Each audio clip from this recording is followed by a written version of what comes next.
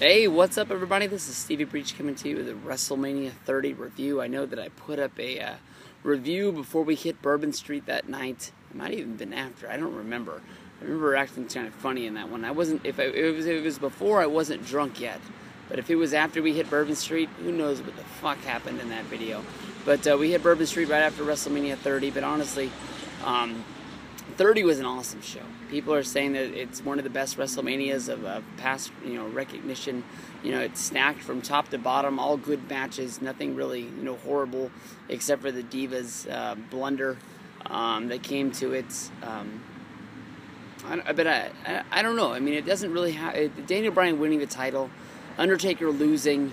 I'm going to have to see how that holds up. I mean, if Taker never wrestles again, I think this is going to have a bigger, feeling than anything else. But if he comes back and he wrestles next year and he ends up being 22-1, I don't know how that's going to come off. I think that if this was Taker's last match, it's going to have a great feel. But WrestleMania 26 was an awesome show. I'm not sure if this is going to pass it or not, but again, that was my first WrestleMania. WrestleMania 28 had Rock versus Cena. That's probably one of the biggest matches that I'm ever going to see. That's the sort of like the Andre versus Hogan. That's kind of like the Hogan versus Rock match. We're going to have to see how that stands up over the test of time. But this was an awesome show. We really didn't have any problems that a lot of other people had getting into the Superdome. First thing we wanted to do was we went up to the very top of the dome, took some pictures looking down. So we had to go the longest way. We went from all the way to the bottom, all the way up to the 600s. We took our pictures, then we went all the way from the 600s all the way down to the 100s. I never had any bottlenecks. I thought that the Superdome was pretty easy to get around. I don't know if everybody went in on one side and we went in on the other, and there was just less people where we were, but the Superdome hosted an awesome WrestleMania. We went all the way up to the top and looked down. I thought that the people up in the 600s had great views of what was going on. They had enough screens. They could see what was going on in the ring. If you bought a ticket up there, I'm sure you saw a great show. Once we hit our seats, we watched the pre-show tag team elimination, whatever it was. The El Matadors were in there. The Real Americans, the Usos, and who was the last team that was in there? Ryback and Curtis Axel. Wow, kind of a surprise right there that those guys would go in. I thought I was naming the biggest tag teams in the biz. How they got in that match, and Cody and Goldust didn't get in there. The guys who had the straps just earlier, I got no clue. But I thought that was a really, really good match. Surprised that Cesaro didn't hit the massive swing there.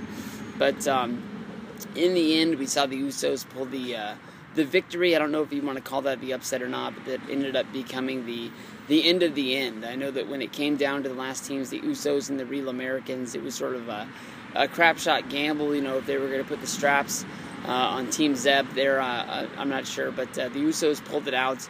This led to the end of the Real Americans. Jack Swagger and Cesaro, battling it out in the ring, and Zeb was trying to make everybody make amends and shake hands and walk away, but this looks like it's going to be the end of everything. And that's too bad. The Real Americans were a great team. Cesaro's on the uprise. I'm sure Swagger is another guy. If you go back and you listen to the Jim Ross podcast with Stone Cold Steve Austin, they gave a lot of love to Swagger. And they said, that he was the guy that was on the uprise, still trying to figure it out. So we'll have to see. I would hate to see, Swagger become the Jannetty of this tag team. It's not often you have teams that are tag teams together that go off in different directions and both go on the uprise. I mean, I really thought that the Miz and Jannetty, not Miz and Jannetty, fuck me, Miz and Morrison was a team that was going to be great, and both guys were going to go on to success, and Morrison's still not even inside wrestling, so we're going to have to see, whatever it's ever going to happen to that. But opening match of WrestleMania, honestly, was a real big surprise to a whole bunch of people. Daniel Bryan and Triple H kicking off the show. Triple H had an awesome entrance. Daniel Bryan, to me, honestly, the yeses. Damn it. I don't even know why I made that mistake. But I know why, because I didn't talk about the fucking beer bash. All right, we'll talk about Triple H, and then we'll go back in time to Hulk Hogan opening up the show. But I don't know if it's just the arena or what it was, but the yeses honestly weren't as loud. But you could see that everybody was doing it, looking up from the 100s and 2s and 3s all the way into the 6s. Everybody had their fingers all up in the air. My voice was pretty much shot, so I was faking it. That's how I was rolling. That's how I was getting it done. But I mean, this was an awesome match. Triple H, went out there, and he had a fighting shot to win this match. And it was very believable at any time that he could hit the pedigree, and he rolled him up, and it could have been over for Daniel Bryan. But Daniel Bryan got the win, moving him on, and a whole bunch of people were all fired up about this. This was a great match. Probably it's going to go down as one of the greatest openers of WrestleMania history, because as of right now, I can't think of anything that's going to be there, except for Owen versus Brett from WrestleMania 10. But I think this is going to hold up against that. What do you guys think is the greatest opener of all time? Opening up WrestleMania, of course, was Hulk Hogan coming down there. Everybody was giving him shit about calling it the Pontiac Silverdome. Of course, where they hosted WrestleMania 3. I think that's what they told him to say. It was part of the script or everything like that. Because how else would you, include what The Rock was going to say, and everybody changed their thing up on the flip? I don't know. I think Hogan took one for the team, made the mistake, and it made the whole thing. But Stone Cold coming out was a big surprise. Nobody knew if he was going to come out and help Daniel Bryan or what his role on this show was going to be. But him, having to stare down with Hulk Hogan, that was a once-in-a-lifetime thing for me. And The Rock coming out to end it was just it put everybody in the seats all the way to the roof. Everybody was there, ready to have a good show right there, because if you have Hogan, you have The Rock, and you have Stone Cold, you have three of the biggest guys of wrestling history. You might have to have, they said they had, members from all 30 WrestleManias. Maybe you have to have Brett out there to close out the shows that in between Hogan and them. Maybe you have Cena to close up the end of there. But, I mean, you didn't really want to bring 5 guys out there. 3 was enough. That's an 8x10 that I want printed up, that I'm going to make my lifetime goal, that I'm going to get that signed by all 3 guys. And, I mean, I'm going to make sure that I get that done. After that, the Shield battled the Kane and the New Age Outlaws. I chose, once the Shield had come out, that I was going to run to the bathroom for this one. Long lines in the Superdome. I missed this whole match. I was back in my seat in plenty of time in order to see Cesaro win the Andre the Giant Battle Royal by last eliminating Big Show. Nothing really big was inside this match. I can't remember any really big spots except for Cody accidentally knocking out Goldust. Where they go from there, I got no clue. It really doesn't matter. I mean, they were really hoping to get a WrestleMania match out of this. If it comes down to Cody versus Goldust at Extreme Rules, I don't think anybody's really going to be that surprised about what happened. John Cena and Bray Wyatt.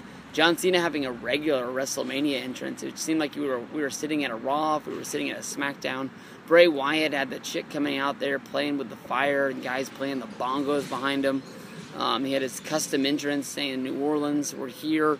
That was fucking awesome. To me, honestly, nothing was really great about that match. Of course, everybody knows I was hoping for Hogan to come down and help out, but Cena was able to finish all 3 guys off, and the whole story was, the Wyatts trying to get Cena to embrace the hate, hit him with the steps, or was it a chair? He hit him with some sort of a weapon, and, he was able to finish him off 1, 2, 3 without it. I think a lot of people were bummed that Bray Wyatt didn't get the win, but it is what it is. We'll have to see where they go from here. I'm sure they're going to fight at least 3 more times. Brock Lesnar versus The Undertaker. Of course, Brock, beating the streak. I didn't really think that this was that great of a match when I was sitting there, watching this. I sort of just was just going through the flow. Undertaker looked blown up. Brock got the 1, 2, 3, and that's when I think everybody in the whole arena woke up. No one's ever going to remember. It wasn't really a pop that he won. It was just sort of like shocking, like, oh shit, like they really did it. I was at the point where I thought this was never really ever going to happen. I thought that we were just gonna go through the flow of Undertaker always winning at WrestleMania until he was done. I'm gonna sound like an idiot, but I much rather would have seen somebody like Biggie Langston or somebody in that status, somebody on the come up that Taker could lose to, and that guy is going to have that on his milestone for a long time. Brock's already an established WWE guy. He's been the champion. He's been the UFC champion. Him beating The Undertaker doesn't help out anywhere. I know that some people out there are sort of like doing future booking where Brock's going to fight Daniel Bryan at the next pay-per-view, and then they're going to do like the Shield versus Triple H. Batista and Orton. I'm not 100% sure that's going to happen, but if they did, I mean, Brock could have lost this match and still been #1 contender one way or another. They would have had to have some confusing way of maybe where Brock punks out Evolution and says that he's the #1 contender. I mean, that is what he's been looking for the whole time. Match after that was the AJ Battle Royal. It made no sense to me how, they showed that AJ and Tamina were still a team. There was only one pin needed. Why couldn't AJ just find some sucker way to make Tamina tap out? If there was only one, the first submission, the first pinfall, all she had to do was just basically put her in a pinky lock and have Tamina say, "That's it, I quit." Everybody walks away the winner. But, they had a long match. My girl Alicia Fox was in control for a little bit, so I was happy for that. There was some other person in my section that was cheering for Alicia, so she's got another fan out there. But AJ got the win. I don't even know how, but she did. Then in the main event, the big one, what we all came for, Daniel Bryan versus Batista versus Randy Orton. Kind of really surprising me to see Daniel Bryan make Batista tap out in the middle of the ring. I think everybody in the world thought that Orton was going to be the guy to do it, but maybe they were just trying to show off.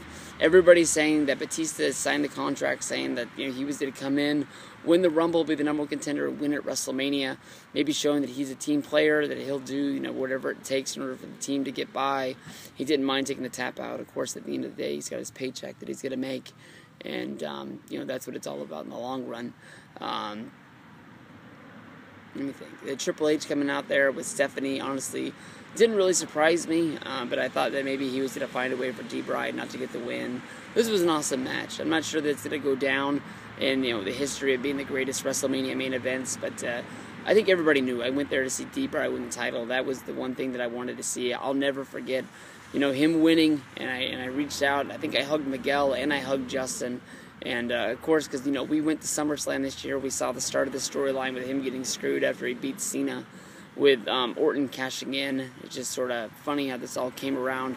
And we got to see him win the big one. Of course, he doesn't get screwed out of it this time because they didn't do any Money in the Banks or have any, funny business to do.